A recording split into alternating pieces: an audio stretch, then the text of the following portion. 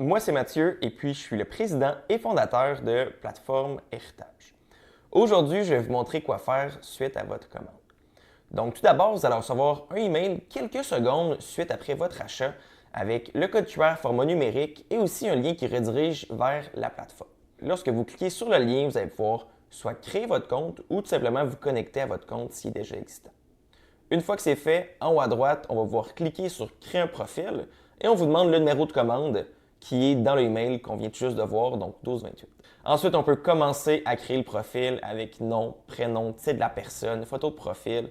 On n'est pas obligé de tout remplir les informations pour le moment, donc vraiment c'est à votre discrétion, mais on peut les mettre si on veut. Donc par exemple ici avec date de naissance, date de décès et même une citation.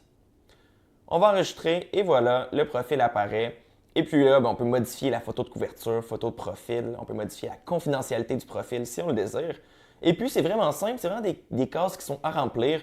Donc, par exemple, ici, une zone de texte où est-ce qu'on peut mettre le texte tout simplement.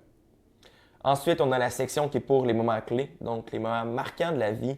À Marguerite, on peut commencer tout d'abord, par exemple, avec sa naissance, qu'on va mettre juste ici avec sa bonne date. Et puis, on va enregistrer. Et voilà, c'est fait. La troisième section, c'est au niveau des souvenirs. Ici, je vais créer un premier album qui va être l'album famille, où est-ce qu'on va pouvoir mettre des fichiers photos, des fichiers vidéo et des fichiers audio. Par exemple, ici, je vais commencer avec des photos de famille, donc je vais importer 7 photos et puis je vais les intituler photos de famille. Et voilà, c'est fait. On peut aussi les voir sous forme de diaporama, tout simplement. La quatrième section, c'est au niveau de l'arbre généalogique. Donc, c'est ici qu'on peut mettre son arbre généalogique. Je commence ici avec son conjoint qui est Robert Tremblay. On n'est pas obligé de mettre des photos, mais si vous en avez, vous pouvez le mettre. Ici, comme deuxième exemple, je mets sa fille et puis vous comprenez le principe, donc on pourrait y aller encore plus longtemps. Ensuite, il y a la section pour les anecdotes de la famille qui est juste ici. Et la dernière section, c'est au niveau des administrateurs.